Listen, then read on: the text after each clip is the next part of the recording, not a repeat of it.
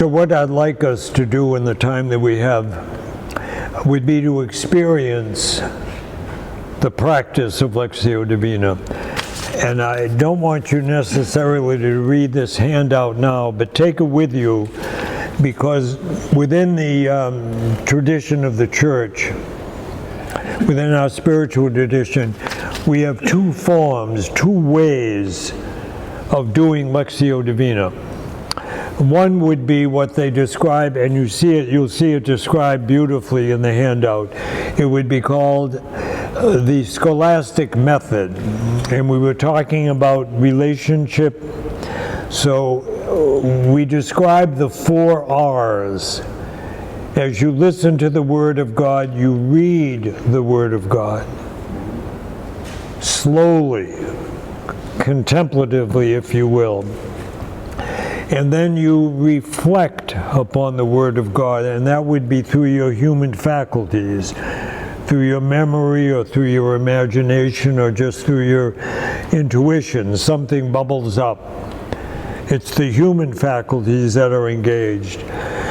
And then as the Word sinks deeper into you, it touches your whole affectivity.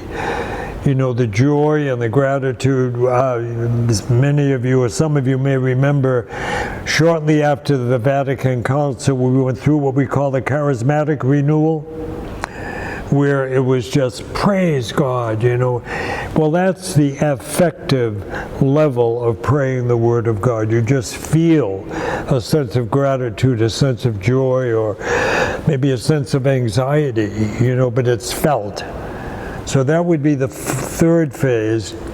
And then the 4th phase of this relationship would be after the reading, after the reflecting, after the responding, you begin to feel a desire just to rest. Just to rest in the Word of God. And that has always been described as the contemplative dimension of praying the Word of God. You know, the psalmist says, "Be still and know that I am God." Now, without hopefully distracting us, but just to mention it, we've already done a workshop on centering prayer, this contemplative form of prayer that's rooted in the cloud of unknowing, in terms of where did this come from? Came from John Cassian, a great father of the Church, and then really synthesized in the cloud. So, in relationship to the final phase of Lectio, when everything within you wants to rest, be still. Centering prayer is not the same as Lectio Divina, but it is related to the final phase, when everything within you wants to be quiet, wants to be centering prayer helps to sustain your desire for stillness, for silence. Is that okay? That's just a connecting link. That's why I would say, you know, and without trying to be arrogant, you know, if I talk about foundational practices in my own life, it's centering prayer and Lectio Divina. I try to integrate those practices every day.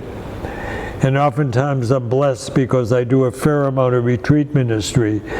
And during those retreats, we're praying a lot. So I'm a part of that experience.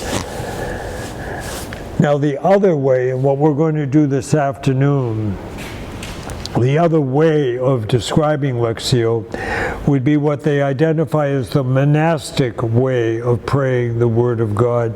And rather than read, reflect, respond, rest, it's more 4 moments. 4 moments. And you begin wherever the Holy Spirit seems to draw you. So what we're going to do, and you'll see that more clearly explained in your handout, but we're going to do a monastic form of Lectio this afternoon. So Dominic and I will read the same passage 4 times. We'll alternate. And then at the end of those readings, we'll have the opportunity to share your experience, if you so desire. There's no command performance, but just, is that okay? Okie doke.